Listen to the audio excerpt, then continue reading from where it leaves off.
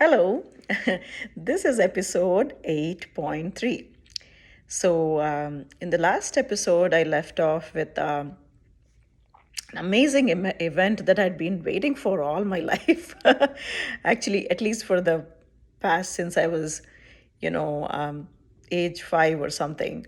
Um, that I always wanted a baby sister, and that baby sister was born. And I talked about how, I wore a new dress to see her and how she was named. And we took this, my dad and I took this pistachio dress. And I thought as soon as I go, my sister would wear it. But the dress was a little bit bigger than the baby, and I didn't realize that. And also, the dress had that I bought, that I picked out, my father and I picked out, had smock work here. So maybe they thought it was too new, it would irritate or hurt the baby. So they never actually put it on the baby. And my mother was in the hospital in the nursing home for 5 days. And day one, day two, I waited. Towards day three, I started feeling really bad that they did not put the dress on the baby, but I didn't express that to anyone. But my my father noticed that my dad noticed that that I was feeling a little low. And then he asked me, what is going on. And that way, he was, like I said, he was a very sensitive person, in spite of being this alpha male, so-called alpha male, who had a big team under his control, and who could get things done and was in command. He was always insightful and sensitive about people around him. He took care of people around him and noticed things, when people were forlorn, or, I was not actually forlorn, but a little bit downcast. He noticed it and asked. So I could express. First, I said, no, no, nothing is wrong, as was my habit during that time. But he pushed, and he, no, no, no, tell me. And then I told him, like, they still did not put, baby sister is still not wearing the dress that I bought for her. Obviously, I didn't buy it for her. I picked it out. But my dad made me feel that, I bought it. So he made sure. He said, "Oh," and now when I look back, I know he was just making this up, but he said, "Oh, I'm so that I feel better." He said, "Oh, I'm saving that we're saving that for a bigger event when we take her home. Right now, she's in the hospital, so she'll be going, they're, taking care of her and all. She's along with all these other babies. So the day we bring her home, that's when we are reserving it for that special event. So your dress is very special, so that's what we're reserving it for." And I know he just made that up. And then I said, "Oh, okay, okay." He could see that I'm not, fully sold on that, but I said, "Okay, okay." But he remembered, like, on the day 5, when they were bringing her home, they really didn't, initially, they didn't put the dress on her, but he remembered. And he actually told the nurse, no, no, put that dress that I bought for her. And then, when they put the dress, I was so happy. And then he's like, yeah, yeah, yeah, you will put that dress. And then he picked me up, and he always said this to me whenever I was forlorn. And then he's like, Mama, you'll always be my favorite child. And back then I didn't realize the implication of it, because there was no sibling rivalry of anything of that sort. So I didn't even think a day will come, when I'll have to ask them in that question. But it now when I look back, it meant so much. He was so sensitive about, he preempted some feelings in kids before they even occurred, and he gave them, all people around him, actually, the security that, that I'll always love you and you'll be loved. So that means a lot to me too, that he was so sensitive about it. So anyway, we brought the baby home, and my amamma received her and did aarti to the baby, and then the baby was brought inside. So that was a very big event that occurred, yeah, that I'll always remember that day, and that interaction with my father. And then the other big thing that happened is a few weeks after this, my youngest uncle, my youngest Mawaya, he it was his wedding day, and the reason I'm talking about it is, talking about favorites. I'd like to talk about um, a family. They probably don't even know this. Actually, I'm sure they don't know this. My favorite family. Um, and of course, I've had other favorite families and since then, but in my life at that point in time, my favorite family. So that's who I met, and I hardly interacted with them, but anyway. So what happened is my youngest Maya's wedding date got finalized. It was August 15th. It was India's Independence Day, and I was very, very, very thrilled about it. uh, Somehow it felt good that it was on a holiday and they selected, and I was very patriotic and almost to the point of nationalistic at that point in time. So I felt, wow, wow, what a wonderful day they picked. They picked like India's, Independence Day for their, for their wedding date.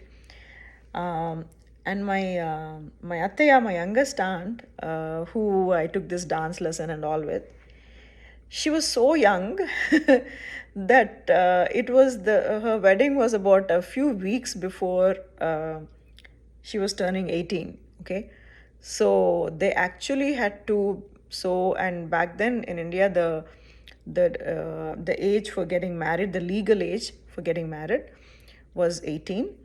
And their marriage initially had received some opposition, uh, not earth-shattering opposition, but significant opposition from my uncle's family, my mama mainly. So, in fact, I remember my youngest uncle. I was there in their house, and they probably did not know I was observing all this. But my youngest uncle, he sat for a good 2 to 3 hours and convinced my amama how badly he wanted to marry my ataya, and who was not my ataya then. And the other thing I remember and I appreciate, and that's why I'm coming to this point, my second uncle, who I talked about, he was there and he was supporting him. So, my second uncle was again talking about favorites, was my amama's favorite. Okay, he was my amama's favorite child. And you would think that because he's my amama's favorite child, he would actually, I was surprised. I thought he would take my grandmother's side, and they both would, try to convince my youngest uncle out of marrying my aunt.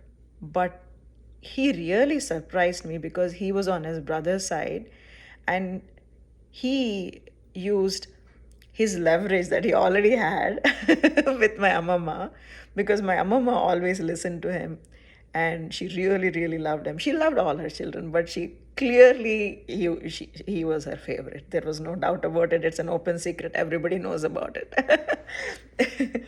Just like everybody knows that I was my dad's favorite. So, um, so he used that actually to support his youngest brother. So that was something very amazing. So they both together convinced my mama to say yes, and after that she finally agreed. So anyways, that's how, I mean, initially there was some opposition, and because there was initially some opposition, I think they felt it was best to, so that nobody registers a case against my Attaya's parents.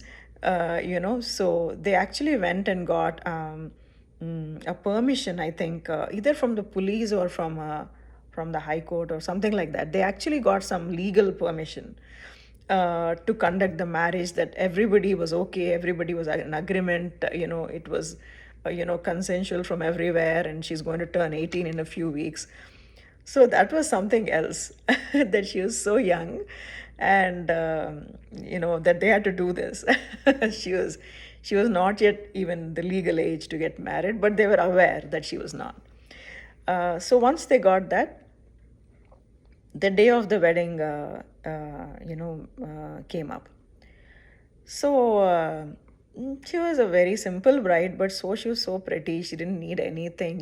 She was 17, uh, so she didn't need anything. So the one thing that I noticed, and I'm glad I recorded and remembered it, because I implemented it in my own wedding. So in Brahmin weddings, like we are Brahmin caste for whatever that is worth, the brides, they change saris in the middle of the wedding. So they wear a colorful silk sari in the first half of the wedding, and after the main ritual is done, for the secondary ritual, which is also an important part, but it's not the main ritual, they go and wear a white sari with either usually a red border or gold border, green border, something, but it's a white, off-white sari. So when they wear that off-white sari in Brahmin weddings, they have this tradition called, it's the piece of cloth called valle vatu. Okay, so that one, they wear it in a weird style. They wear it like a cross, like this. Okay, they tie it. My mom's wedding pictures had her wearing this, and my youngest aunt, my pinny, not this young, not my ataya, my pinny, my youngest pinny, my Banu pinny, also wore it during her wedding.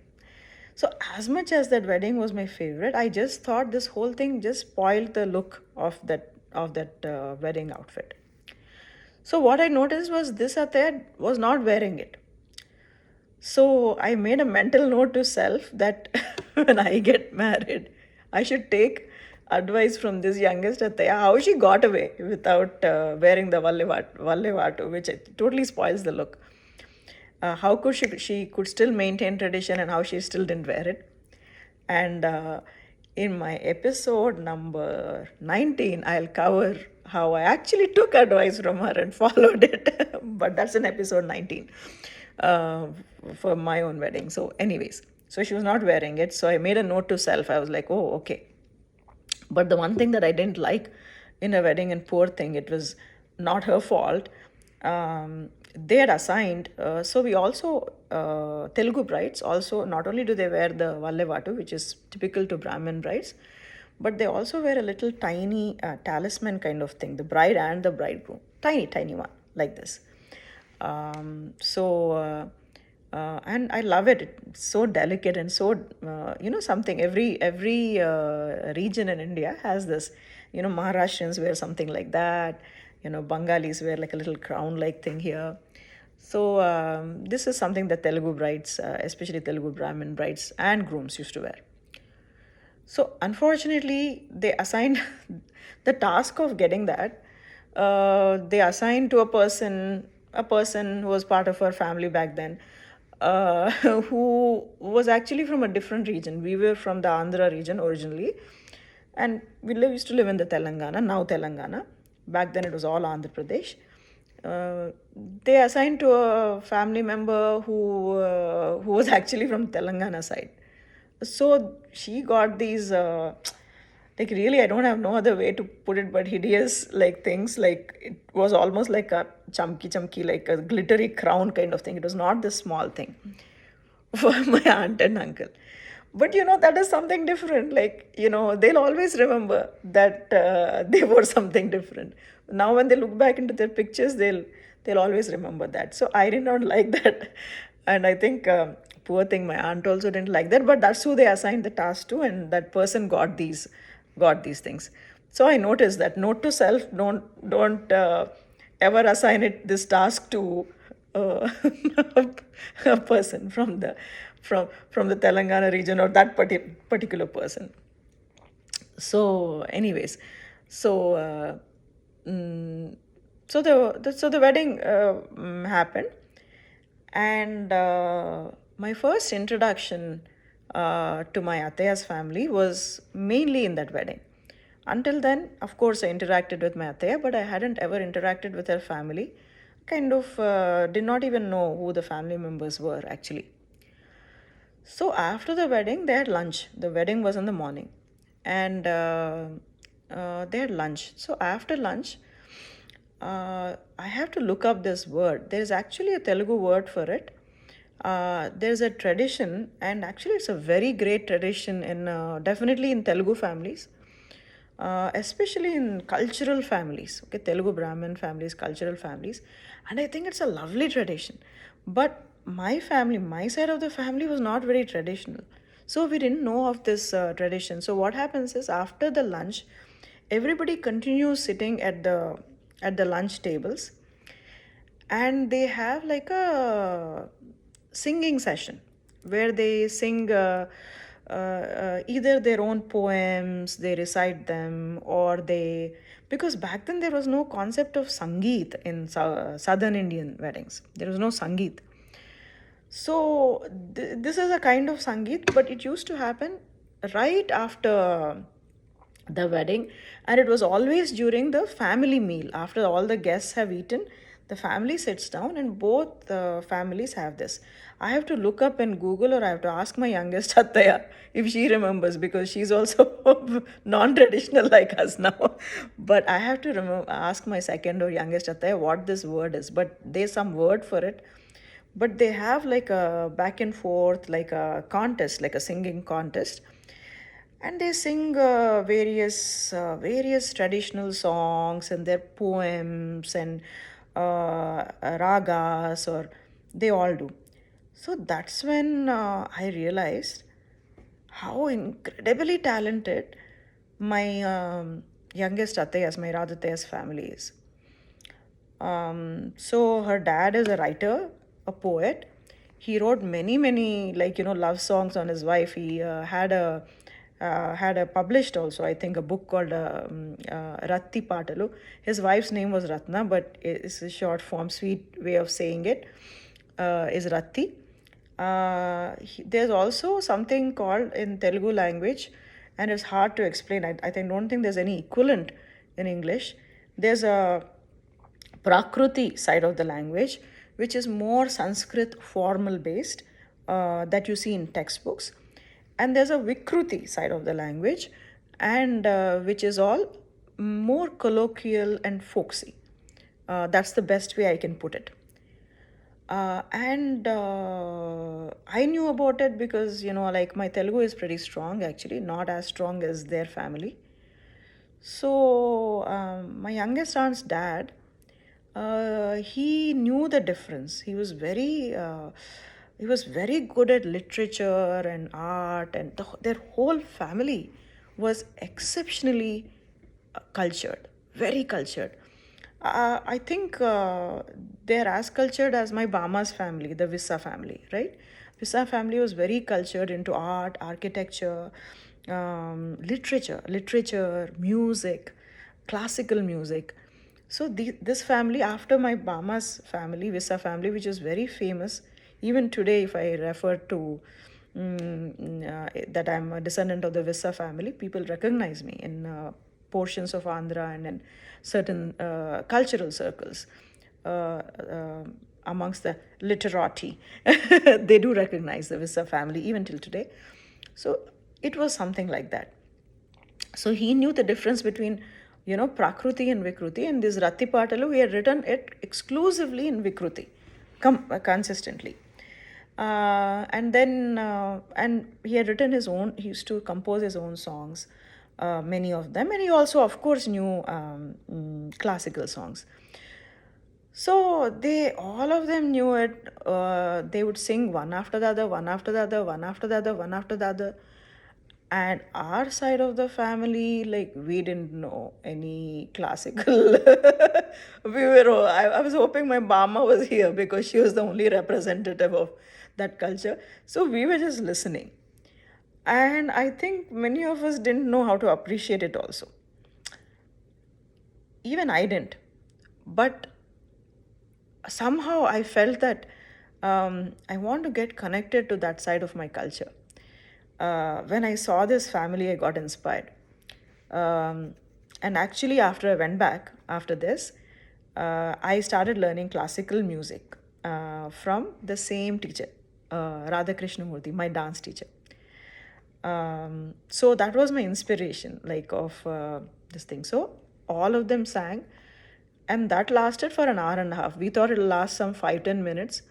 So that lasted for an hour and a half because we didn't know that was the thing. Like, people enjoy and relax, and other, patrons of art appreciate it and they present their own work.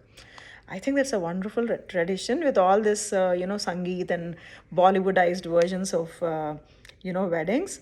I think somewhere we lost it. My aunt also sang. I did not realize my aunt was also knew classical singing. She sang many songs. Her sisters sang and all that.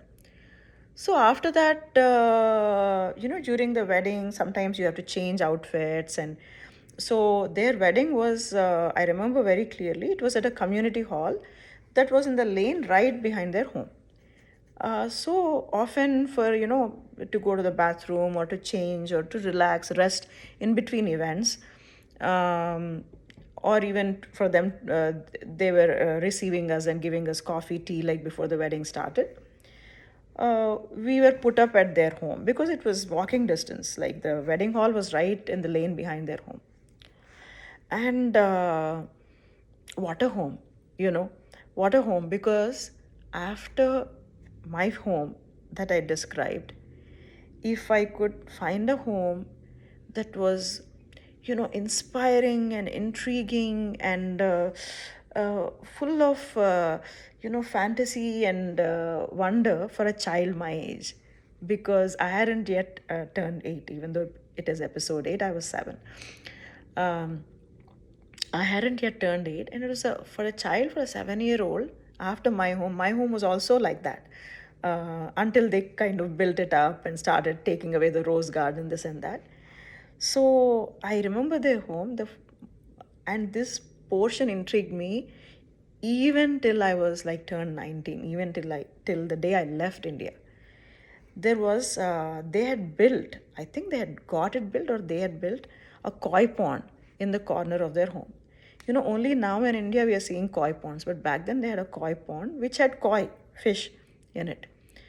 Lotuses, like real lotuses, which was almost a rarity then, because people didn't have ponds and we had to go to public gardens or something, see real lotus flowers, koi pond with koi fish. And right next to it there was like a 3-tiered long uh, shelf kind of thing, which again I think my Ataya's dad had got built or built himself. And on that, my Ataya's dad was very artistic, also gentle human being, and he had made so many. He was into bonsais. Okay, until that day, we had never heard the word bonsai. We had never seen a bonsai. What wonder! People tree, banyan tree, rose tree, like a little mango tree or jasmine tree. He had made it himself. Actually, it depends. I think I was so wonderstruck, but actually, I remember it sort of had like a different effect on my mother. My mother was also into poetry, so she was feeling these poor plants are like being tortured or whatever, and she actually wrote a poem called Bonsai about how it is hard on the plant when you twist and turn it like that. But it was funny. But for me, it was like a wonderland. Every time I would do that. And then when you went into their home itself was single storied home, like bungalow like ours, nice big yard. And when you went into their home, there was a big show. There was a corridor that connected the sitting room to the bedroom area. There was a long corridor. Okay, that corridor is out of their entire home. That corridor, that hallway, was my favorite spot in their home. And even now, when I speak of that hallway, it's very nostalgic for me. It is remains one of the favorite places for me that I have seen in my lifetime until now. And I've traveled the world a lot. I've seen very beautiful places. I would count this hallway as one of those places. I'll tell you why. There was a showcase.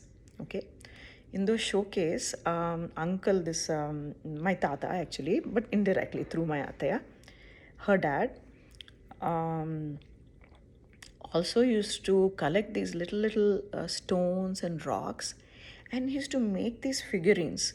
A woman sitting under a tree, or like a moon, and something like that. A home on a little hill, little figurines like made of stone, and the whole showcase was covered with that. And he also had labels of titles for those. I Every time I went to their home, I couldn't wait to go to that hallway and admire like figurine. And sometimes he was still active. He used to add new ones or add a new bonsai. But more than well, of course, I loved the bonsais too, and this too. Very artistic family and an artistic father. The other thing was, and in their backyard, I'll tell you something else. They were very connected to nature also. There was, and first time in my life I've seen it, there was a honey making machine in which there was like a beehive. They would somehow uh, real honey, raw honey, like live.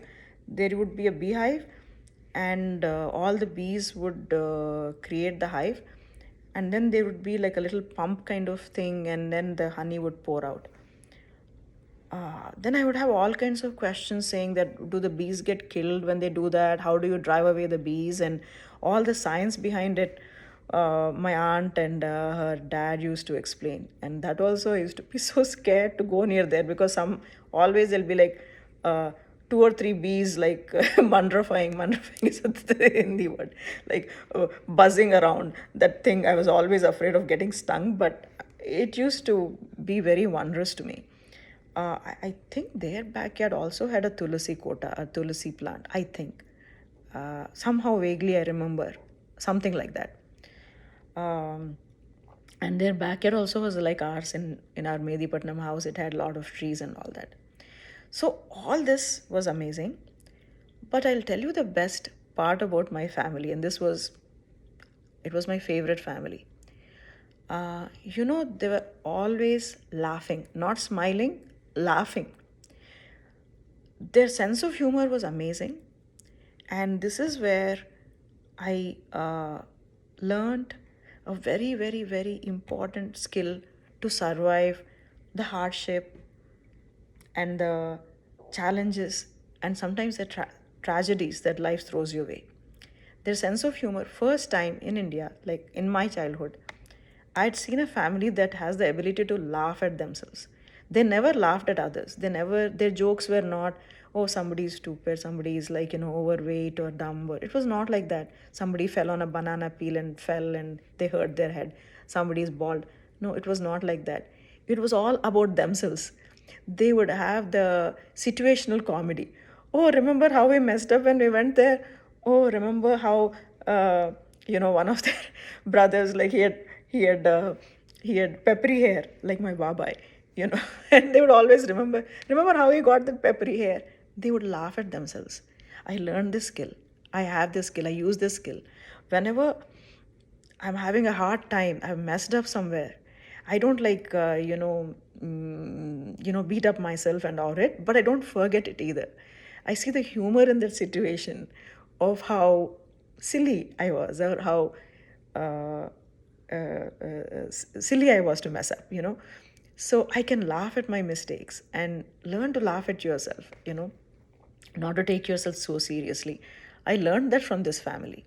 And the other thing that this family had is they would always back each other up. They loved each other immensely, even in if five kids in the family, but if uh, two would be one would be talking, they'd still be praising the other four kids. You know, they would there was no sense of anything other than love for each other. And over a period of time, not at that time, but over a period of time, I've seen this family go through some unforeseen tragedies. Like, I'm not talking hardships, I'm talking tragic situations. But I've still always seen them laughing after and coming out of it. And I think it's because of their amazing sense of humor that all seven members of the family had. So that I appreciated. So anyway, I'll close this. I'm almost over time. But what I learned from here, and it helps me even till today, it's a very, very important life skill, because you never know what tragedy, what hardship, what mistake you yourself will do. But learn not to take life so seriously. Learn how to laugh at yourself. Learn how to, you know, stand up for each other, back each other up. If you're this thing, learn to, how to stick together as a family. So that's all I have. So next time I'll continue with 8.4. Okay, bye.